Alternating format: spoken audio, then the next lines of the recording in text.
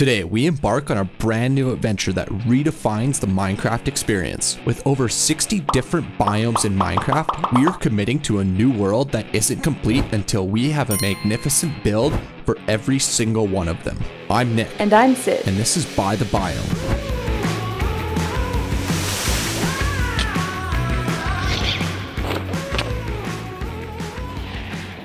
Okay, this is the brand new world, and to really make this series interesting, this is a big biome world, which means we could have biomes that are literally tens of thousands of blocks apart. So I'm jumping into this world kind of blind. I know one thing is for certain is we need to find a village and set up a temporary home to kick off our Minecraft life. Now, while I go on this adventure to find a suitable starting location, let me tell you all some more about this wonderful new adventure we are embarking on. For over 10 years, I've been starting Minecraft world after world, but I've never really felt a sense of completion or sat and thought to myself, wow, this world is finally done. Sydney and I's previous world is well over a year old at this point, which got us talking about what is the end goal here. We didn't want to start another hardcore series, which is frankly overdone to the point of cringe at this point. And we want the world to end on our terms, not by random chance or accident. So after weeks of back and forth and pondering the eternal Minecraft meaning of life, we finally thought of a cool concept that could bring a true end to a Minecraft world. And this is by creating a unique build for literally every single biome in the game. With over 60 unique biomes to explore, this will create both an interesting and long-lasting challenge, while we build some of the most useful farms and stunning builds you've ever seen in survival Minecraft. So with that said, let's jump back into the adventure of this first biome. Okay, this is looking promising. Oh, there we go. Our first village. That's exactly what we were looking for. Horsies. Perfect. All right, let's raid this place. Let's set our spawn over here.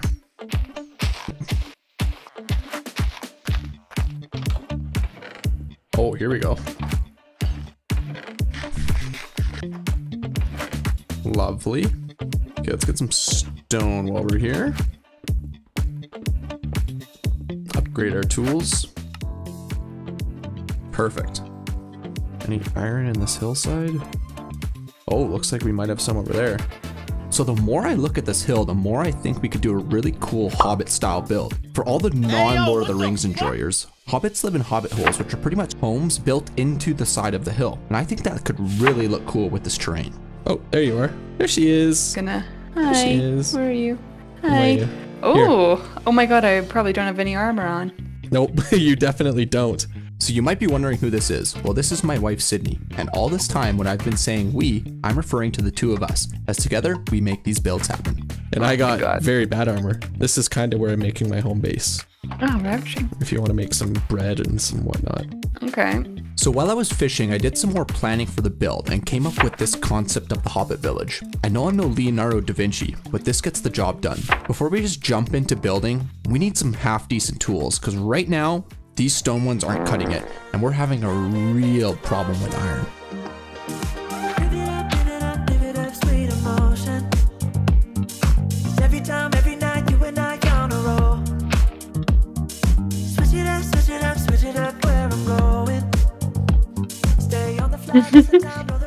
I see how you're making him come to you. Yeah, you like that? Very good. Very good. Such a good zombie. It was at this moment that he knew. He fucked. Oh, what? No! What? I didn't have the zombie properly in there. Oh, and he got out with the name tag. Oh. No. Yeah. So I need to fish for another name tag. Oh, he's dead. He died in the sunlight. They ask you how you are, you just have to say that you're fine when you're not really fine. So while I spent literally hours fishing with no luck, Sydney went on a big mining spree and found our first diamonds. And with all the levels I gathered from fishing, we were able to get some half-decent starter tools, so we were just about ready to get started building. So you said you had some yummy-licious stuff for me? Oh, yummy-licious. Some equipment, some tools, some... Come here. All that's for me? Yeah. Holy shit, thank you. You're so However, nice. our color palette of block choices is looking a little skinny right now. Village? Oh, and there's a ruined portal here too. And there's a big ravine. This is gonna be fun getting home, I'll tell you that much. Oh, dark oak. We found it.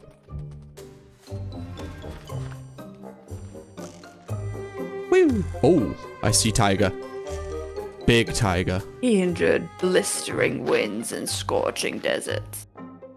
He climbed to the tallest room of the tallest tower. Ha. So after that little adventure, it's time to get started on the first Hobbit hole. I want to go fairly traditional in the sense of sticking to what they look like in Lord of the Rings for this one. And this first one is going to be our storage room. I like that. I like that. Just feel like it could be enhanced. Ooh, I like that. I like that.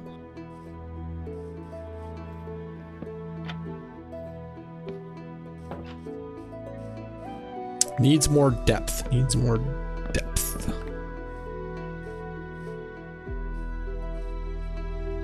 As you may have guessed by now, the key characteristic of a Hobbit hole is the round entrance door. And in a block-based game, that can be somewhat tricky. But luckily, we can use a variety of stairs, slabs, and trapdoors to achieve a circular look. And I'm really enjoying the look of this first one so far. While we add some more details to this first Hobbit hole, I wanted to explain a little more about the concept of this build. We are essentially creating a villager trading hall. But unlike cramming all the villagers into a single building, we are going to create individual stylized homes for each of the villager types. So for example, we are going to have a farmhouse to put the farmers in. We're going to have a library for the librarians, and so on. So without further ado, let's roll into the next one. So I think any good farmhouse needs a water wheel, because how else are they going to grind the wheat and churn the butter? So while I'm building this water wheel, I want to go a little more in depth about the Biome series and what we're thinking further down the road for this series. So we really want to make sure that we're building builds for biomes that make sense, both the build itself and the actual function of the build. So by us building a villager trading hall in the plains where you naturally find villages, I think makes a lot of sense in terms of the Minecraft structure of what happens in the game. So if we think about future builds, when we're thinking about building a tree farm as an example, we're not going to build a spruce tree farm in the middle of an ocean. We'll probably build that in some form of the taiga and so on. And so that's the way to think about this series. We really want the builds themselves to speak to the biome that they're in, as well as the function of the builds to speak to the biome. So if you think about a cherry grove, likely going to be some sort of Japanese build, although I'm not going to promise anything now. But if that sounds like something that's interesting to you, be sure to subscribe and watch out for future episodes. I like it over here. I especially love the asymmetry. Hey, you weren't supposed to come see this yet. Sorry. I was doing planting trees and I just walked over, and the stunningness made me come over here. I went with like a stone farmhouse vibe. Yes. With the hay bales. I love it.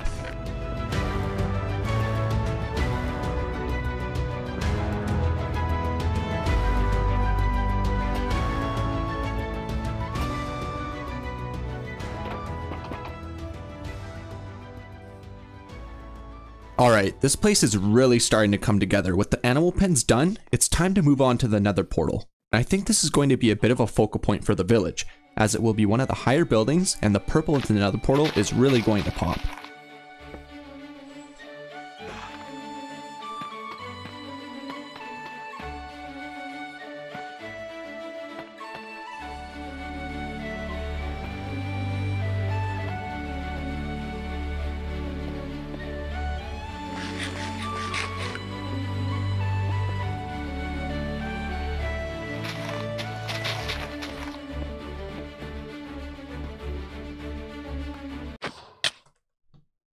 Oh,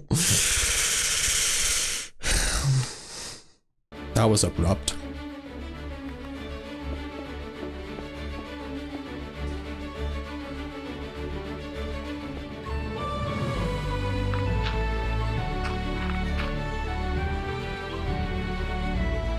That is the Nether portal mostly done, well, except for the Nether portal part itself. But before I go on the next big adventure, we need some enchanted books. You also might be wondering what Sid is up to. Well, I've been working on the exteriors. Sydney is working away on the interiors of the previous builds, since she is way better at interior decorating, both in Minecraft and real life. And don't worry, towards the end of this video, we'll be doing a full interior walkthrough so you guys can see all the magical work Sydney has done.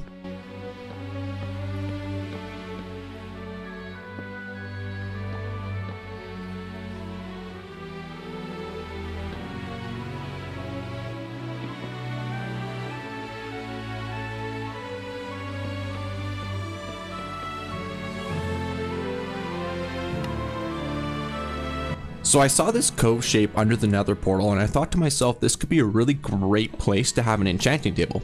It's the perfect size and I want it to feel like the power of the nether portal crept down through the rock into this area, just to give it some purple energy, which I think fits the enchanting vibes perfectly.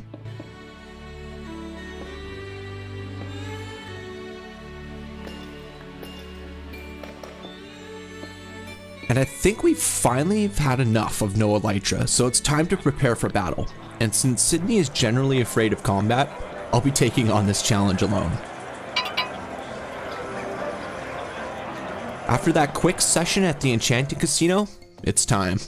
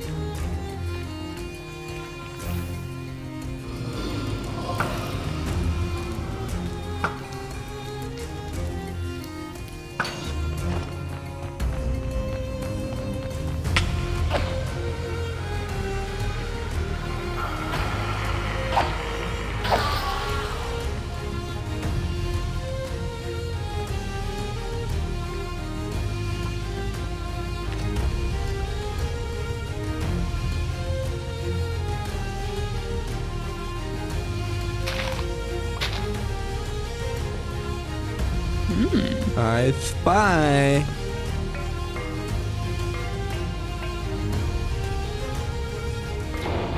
Oh my gosh, that scared me.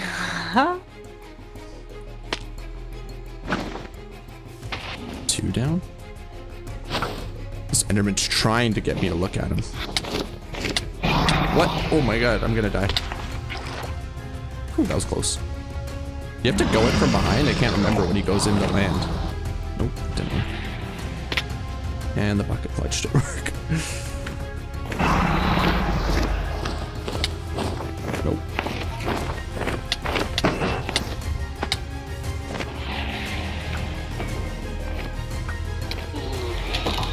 We got him. You got him. Ladies and gentlemen. That's loud. Oh, you can hear it too. Oh yeah.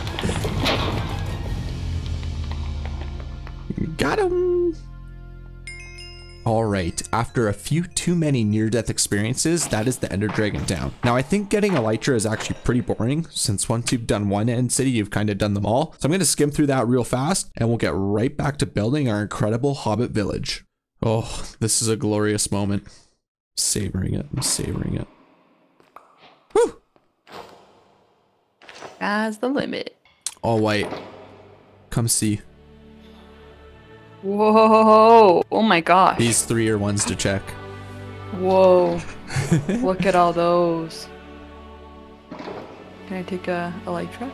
Yeah, take one. Whoa! Sweet! Ooh, and very, very good. Take whatever you need. Yeah. This next build is actually one of my favorites, and it's the Blacksmith. I wanted to give it a classic medieval style look, so we have a lot of stone and then anvils, smithing tables, iron, chains, all about that really make it look like a working space. After I built the main building, I really felt like it was still missing something, so I added a huge forge off to the side, and I used mostly darker stones as I wanted it to look like it has been there for a long time and just covered in soot and ash that is baked into the stone, and I really love how this one turned out.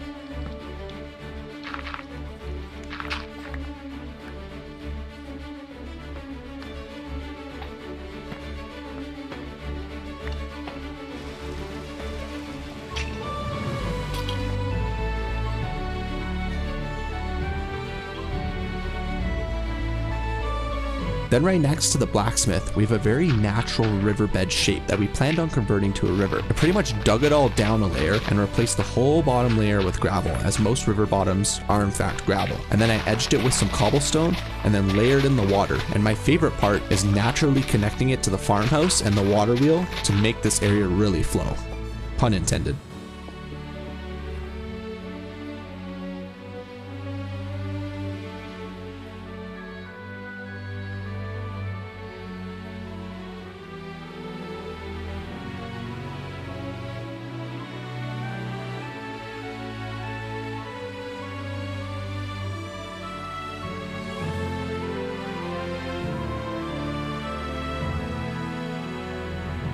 Now for my actual favorite build, mainly because of the concept. This is the home for the Fletchers, and seeing as they need wood to do everything, I wanted their home to be in a tree that they chopped down. Now builds like this can be tricky because you need to give a sense of what used to be that now resides in its current form. So I started with the base of the tree that still stands rooted to the dirt, and then I built the main trunk of the tree that extends over the side of the hill. But given that the weight of the tree and the limbs, it snapped, leaving the top of the tree resting at the hill below, with the extra limbs scattered about. Now I think I did a pretty good job depicting this concept, but I'll let you all be the judge of that.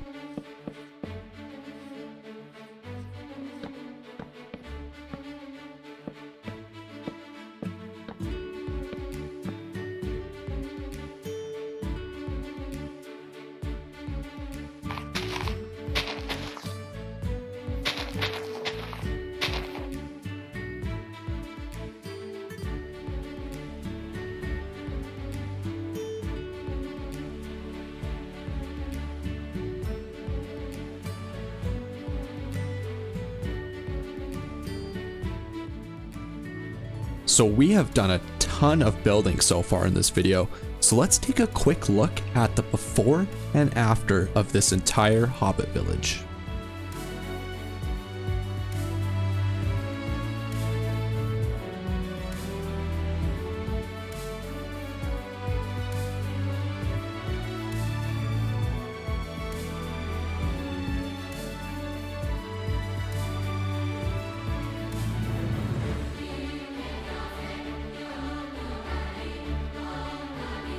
Now it's time for my favorite part of the video, and that is going through all the different interiors that Sydney created with her keen eye for detail. The first one, the Hobbit hole, aka our storage room. Take a look around at this cozy Hobbit hole. Right now it's acting as our storage room, but we're quickly outgrowing it. I love to use a bunch of wood and stone, and mossy stone, cobblestone, everything you'd probably find in a real Hobbit hole.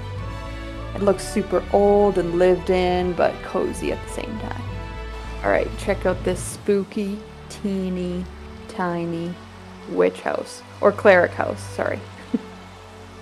The only thing this place is missing is a little black cat hanging out on the bed.